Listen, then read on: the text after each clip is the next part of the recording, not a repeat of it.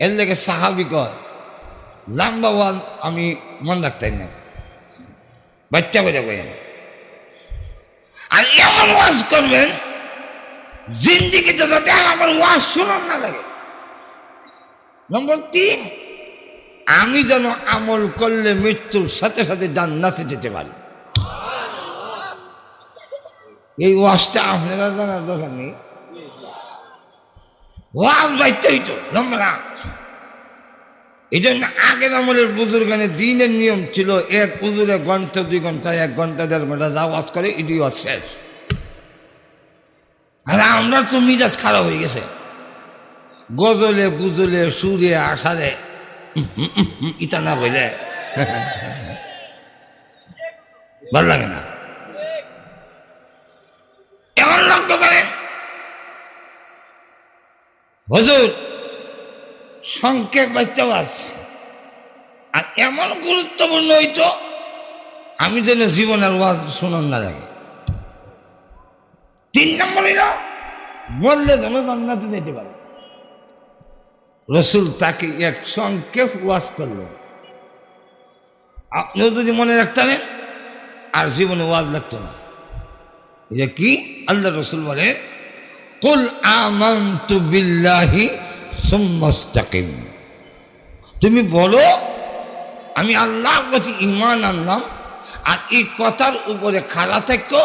যত জ্বর জবটা তুমান আসবে কোনো অবস্থায় তুমি ঈমানের দাবি টিকা লড়বা না। যদি এইভাবে থাকতে পারো আল্লাহর ঘোষণা মরতে দেরি হবে, জান্নাত দেখতে দেরি হবে না। আল্লাহ কোরআনে বলছে। রামবাবু আজকালের টাইম নেই, আজকে আমি তো আসলে দাওয়াতি না, আমি হলাম মেজবান, মেহমান না মেজবান। এখন আসেন ইমানের উপরে টাকা কঠিন, নির্যাতন আসবে কেন? বেঈমান কাফেরের পরীক্ষা নাই, আমার কেন? এর কারণ হইল আপনি যদি একটা গাইবি ভাত্তর হয়ে যায়, মাধবপুরের খাস্টিগাঙ্গের ব্রিজের তলে এক পাত্তর হয়েছি রে, ইটা দিয়া এখানে যখন অভিগঞ্জই কই, কারণ ব্রাহ্মণবাড়ির লোকও আছে, অভিগঞ্জই কই।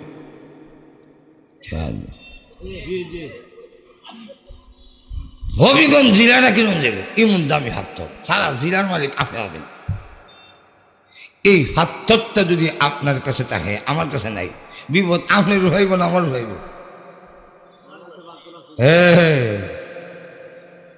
কেমন বিপদ?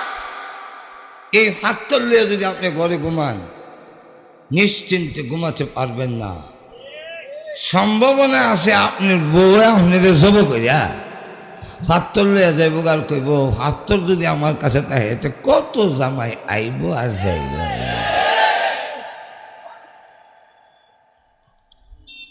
ছেলে মেয়ে আপনার কাছে দেব,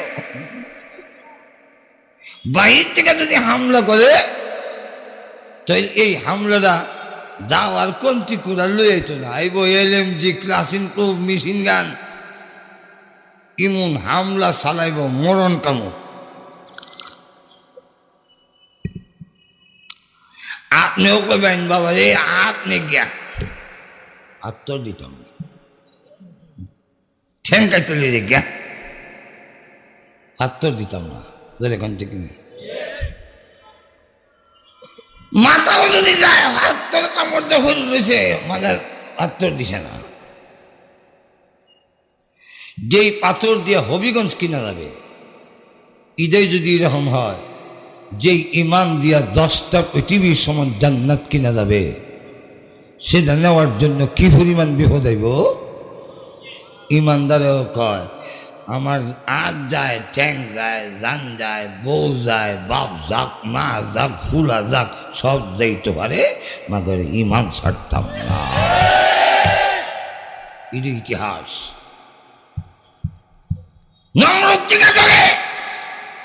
রোহিঙ্গা পর্যন্ত ইতিহাস তালাশ করেন, কোন বেঈমান কাফের মুমিন ইমানদারকে নির্যাতন করে একজনের ইমান নিতে পারবে না,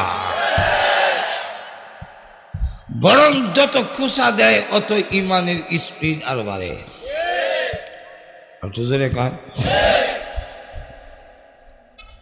এমনি নীরব, কিন্তু খুশা দেয়া দেহ তো বুড়ের বাস্ক নেওয়ার না, মজার এখন ঠিক না। একবার সিরিয়াখানাত গেছে সিংহ দেখতে গিয়া দেখে রোডের শিবার মধ্যে সিংহ ঘুমা দিছে, ঘুমায় বেড়ার দিকেও চায়। এইবার কয় শুনছি সিংহে মানুষ দেখলে হুঙ্কার দেয়, এটা দিয়ে ছাগল, এটা দিয়ে লড়েও না, হাতিও দেয় না। তো আতো আসলে একটা সাথী রডের শিবাটা দিছে কুসা, সিংহ এমনি সে তুলতেছে আর হুঙ্কার দিয়ে উঠছে, এখন সাথে জুতা হারাই দিছে দৌড়। মুমিন ইমানদার নীরব, কিন্তু মুমিনের ইমানের মধ্যে খুশা দিয়া দেখো, মুমিনের ইমানটা যদি ধাক্কা দেওয়া হয় জীবন চলে যাইতে পারে, ধন সম্পদ চলে যাইতে পারে। এখনো লক্ষ লক্ষ মুসলমান আছে জীবন দিবে ইমান দিবে না।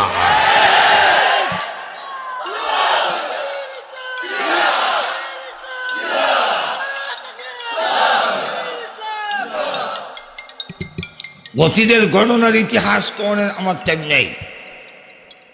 আমি বলতে চাই এমন লোক আসেনি এখনো, আছে তো এখন। হযরত উমর ইসলাম গ্রহণ করার আগে তরবারি লইয়া রওনা হয়েছে রসুলের মাথা আনত। তো রাস্তার মধ্যে এক সাহাবীর সাথে দেখা হয়েছে, জিজ্ঞাসা উমর কই যাও? মোহাম্মদের মাথা আনতাম। সাহাবী তার কইতারে না, না খড়াইলে মু বেরো লুকাই লুকাই লুকাই ইমান আনছে, কিন্তু সহ্য করতে পারে না। তখন কইছে মোহাম্মদের মাথা আনতে যাইবা, তার গোষ্ঠীর লোক রেখে এত সিঁড়ি ফিন্দে বই থাকবো তোমার লেগে।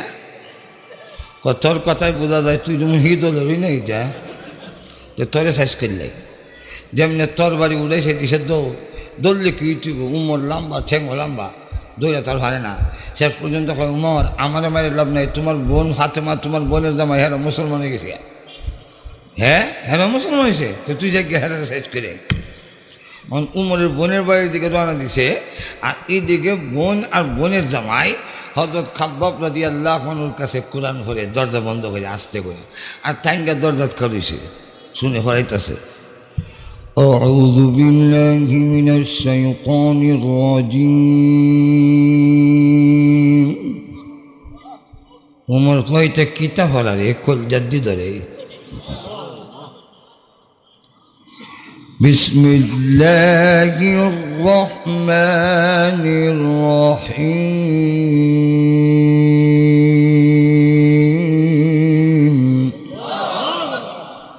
উমর কলজা দিছিল না, কিতাই রে হযরত খাব্বাব ইবনে আরদ রাদিয়াল্লাহু আনহু কয় লা ইলাহা ইল্লা আনতা সুবহানাকা ইন্নী কুনতু মিনাজ জালিমিন। আল্লাহ মরতে তো একদিন হবেই এটা জানি, কিন্তু এই মুহূর্তে যে মরম এটা তো জানতাম না। মরণ নাই, সে আর কোনো কথা নাই। ও মরে আমারে জব করে লিব, তার বোনের জামাইরে মারত না একবারে, আমার মারি লিব। তো দরজা খুলছে, দরজার আড়ালে দরজার ফাড়ে সিবার লুগাই লা ইলাহা ইল্লা আনতা সুবহানাকা, আল্লাহ তুমি আমারে বাঁচাও। উমর দুঃখই দিছে বোনের জামাইয়ের থাপ্পড়, বোনের জামাই থাপ্পড় দিতে বোন বাধা দিয়ে আমার স্বামীরে মারো কানে দিছে, বোন আর একটা থাপ্পড়। কানের পর্দা ফাইটটা রক্ত যখন বেরিয়েছে ভাবছে উমরে বইনে করবো ভাই আর মারিস না, আর জীবন হাইলা করতাম না। আমরা সেন্টারে গেলে বুট দিতে গেলে বেশি জোর করলে যেন থাপ্পড় মারছে এমনি ভাই আর মারিস না, আর জীবনে বুট দিতে হইতাম না। মনে করছে থাপ্পড় খাইয়া করবো আর জীবন, কিন্তু জানে না ইমান। যেমনি তাপ্পড় দিছে তখন হাত আমার স্পিড বেড়ে গেছে। তুমি যেমন খাত্তাবির হুলো, আমিও খাত্তাবির হুরি।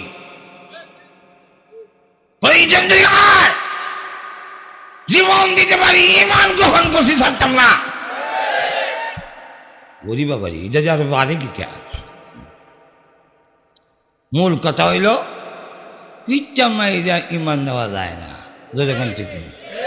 তাই শয়তানে হয় কৌশলে ইমান নিব, কৌশল। কেমনে?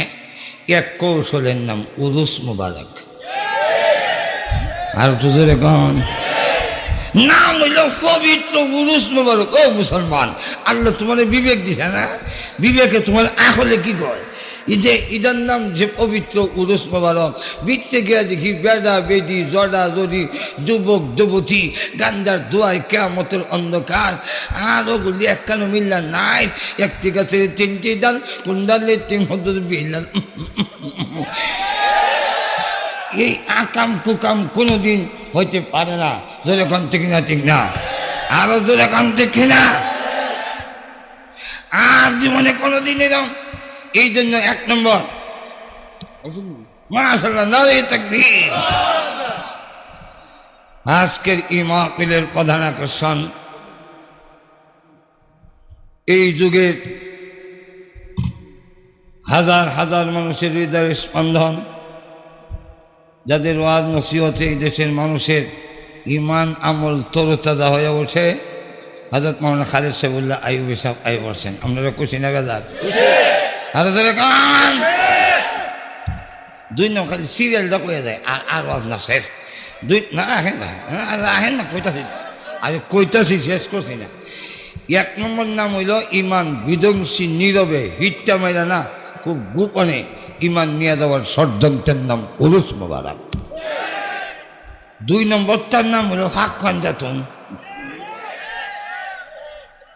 এখানে একটা মোমবাতি হাসান রাদিয়াল্লাহু, এখানে একটা মোমবাতি হোসাইন, এখানে একটা ফাতেমা, এখানে একটা আলী, মাঝখানে বড় মোমবাতি মুহাম্মদুর রাসূলুল্লাহ। এইভাবে বাচ্চির এরপরে মাথা দিয়া নোয়াইয়া সুমহম্মদ দিয়া এরপরে শুরু করবে। ইমান দিক কিভাবে নিতেছে নিজকে জানে। তিন নম্বরটার নাম হইল 11 শরীর। বেড়া বেদি একখানো দরজা বন্ধ করে বাতি নিবা ওরে। মনের বাতি বড় বাতি, কফির বাতি লাগে না। মনের পর্দা বড় পর্দা, কাপড়ের পর্দা লাগে না। ইমানের হজুর এখন ঠিক না? সুতরাং যে ইমান দিয়ে আমার জান্নাত কিনবো, সেই ইমান কোন অবস্থায় ষড়যন্ত্রের কাছে বিক্রি করে দিতে পারি না। 4 নম্বর এখন আরেকটা ফেতনা বাইর করছে, তবলিগের মধ্যে লাগাই দিছে। তবলিগের নামে সাহাদের অনুসারীরা তার অনুসারী হয়ে মাদ্রাসার ছাত্রকে যারা পিটায় আর মাথা যারা আঘাত করে, আল্লাহর কসম তারা কখনো তবলিগের পক্ষের লোক হতে পারে না। জন্মের মধ্যে বেজাল, জন্মের মধ্যে বেজাল। আলেম যাচ্ছিস, আলেম মোল্লার গোষ্ঠী তুলতে লাগাইলা, মোল্লার আর ঘরের মোল্লারা বুঝবেন এটার ইমানের মধ্যে জন্মটার মধ্যে বেজাল। মোল্লার আর ঘরে মোল্লারা কইতে পারে না, একজন তো করতে পারে কোনো কারণে, মোল্লার রাগ হইতে পারে না। কারণ মোল্লার রাগ হইলে রসুলের মধ্যে হয়ে থাকা। ফখরে বাংলাদেশ কাছে এক বড় নেতা এসেছিল, নাম কইতাম না, নাম করে সব চিনে নেবেন। কয় যুক্ত প্লান করবো, আমরা ইলেকশন করবো। ফখরে বাংলা কয় হ্যাঁ আমিও রাজি, তবে ফাঁস হইলে ইসলামী হুকমত মতে কোরআন সুন্নাহর মধ্যে দেশ চলতে হবে। কই এটা তো পারতাম না, এটা না হলে আমিও নাই। কোনো অবস্থায় যখন মানাইতে না, উনি আমি বইতে গেলাম নাই, আমি চলে যাই। চলে যাই হয়ে যখন গেছে কিছু দূর, তো ওই নেতার সেক্রেটারি যে এখন হলো সা, এই মোল্লারা সব নষ্টের মূল, মোল্লারা দেয় কিচ্ছু হইতো না। এই কথা কইতে উন্নার এসে আইসে, কে বলছে অন সবকে বাবার এই বাঘ যখন বুঝে গেছে দেখাই দিয়েছে, হ্যাঁ কইছে আচ্ছা আপনি যে বললেন মোল্লা রাজা কিচ্ছু হবে না, সব মোল্লারা কি খারাপ না কিছু কিছু মোল্লারা খারাপ? তো জি সব মোল্লা খারাপ করবে আপনি, কিছু কিছু মোল্লা খারাপ। তাহলে বলে আপনি যে মোল্লারা বলছেন আপনি কি ঠিক বলছেন না ভুল বলছেন? তো জি ভুল করছি। তাহলে কোন একটা ভুল করছি? বলে যে একটা ভুল করছি। 2 নম্বর ভুল হইল কিছু কিছু মোল্লারা আছে খারাপ, এরা কি খালি খারাপই করে, মানে মাঝে মাঝে ভালো করে, না মাঝে মাঝে ভালো করে। তাইলে আপনি যে কইলেন মোল্লারা সব নষ্টের মূল, তো কিছু কিছু মোল্লারা খারাপ করে যে মাঝে মাঝে ভালো করে না, ও মানামতে বেলা করে করতে হইলে বলেন আমি ভুল করছি বলে জি ভুল করছি। তাহলে কটা হইলো? দুইটা। 3 নম্বর হইলো তোমার বউ তালাক হয়ে গেছে, তোমার ইমান দোয়ারাই দে, আমি কলমা হরাই দে, বাইর গিয়ে বউর বিয়া দোয়ারাই দে। বলে কেন আমার বউ গেল কেন? বলে মোল্লা রা সবচেয়ে বড় মূল্য হইল মোহাম্মদুর রাসূলুল্লাহ। আমার মাথা থাক দিতে মনে টুপি দেওয়া নে হান দেবে হন দেবে মূল্য বেশি দূরে কোন ঠিক না। এটা কিন্তু আমার বাহে ফাঁকরি কিতা আমার দাদা, চোখে কিতা আমার ফোর দাদা, হাজামে কিতা আমার শ্বশুরের। এই লেবাস করার কারণে মূল্য হয়ে থাকি, তাহলে সবচেয়ে বড় মুহাম্মদুর রাসূলুল্লাহ। যারা মোল্লা রা করে গালি দেয় এবার জন্মে ঠিক থাকে না। এই জন্য চূড়ান্ত কথা হইল, শেষ কথা, ইমান ধ্বংসের জন্য যত ষড়যন্ত্র করা হবে, দাওয়াত ও তাবলীগ চলছে চলবে, কিন্তু উলামায়ে কেরামের নেতৃত্বে চলবে। যেরকম ঠিক কিনা? আমরা উলামায়ে কেরামের সাথে থাকতে রাজি আছি তো ইনশাআল্লাহ? রাজি আছেন? হ্যাঁ। আলহামদুলিল্লাহ। শেষ কথাটা হইল, প্রত্যেক বছর এই মাহফিলটা হইতো নি, এইভাবে কইলে হইব। হিলফুল পুজুলিবার নতুন সংগঠিত হয়েছে। প্রত্যেক বছর এই মাহফিলের, এই হিল পুজুলের মাধ্যমে একটা মাহফিল প্রত্যেক বছর হইতো নি। খেলা খেলা হাত তুলেন দিকে রাজি মাশাআল্লাহ, হাত তুলে নারায়ে তাকবীর, হাত নামাই না তাড়াতাড়ি। ওই তো কইলে খাইলাম, ওই তো কইলে কইলিব বিয়া করতাম বিলে করমু, যে সাবান তেল পাউডার লাগতো না বিলে লাগবো, পাউডার দেন, আমিও দিই আপনারা হাত দেন, প্রত্যেকে কিছু দেন যাতে সামনের বছর মাহফিলটা হয়। কারণ ইলেকশন গেছে তো, রুজি রোজগার তো তেমন করেন গেছে না। 500 দেয়, আমি বইলা দিলাম দিন আপনারা দেন। মাশাআল্লাহ, আমরা খালেদ সাহেব আইবি সব 500 টাকা দিয়েছেন। ওমা ওই মধুপুরের মালিককে তো গন্যা করে খালেদ সাহেব আইবি সব 500 টাকা দিয়েছেন, আপনারা কইছেন না? মারহাবা মারহাবা। আচ্ছা, এখন আপনার উপর যেমন কি সুন্নত করেছে না, ফরজ হয়ে গেছি, ফরজ হয়ে গেছে, তাড়াতাড়ি দেন। আমরা দাওয়াতে মেহমান 500 টাকা দিয়েছেন, আল্লাহ কবুল করেন, মঞ্জুর করেন, সকলে বলেন আমিন।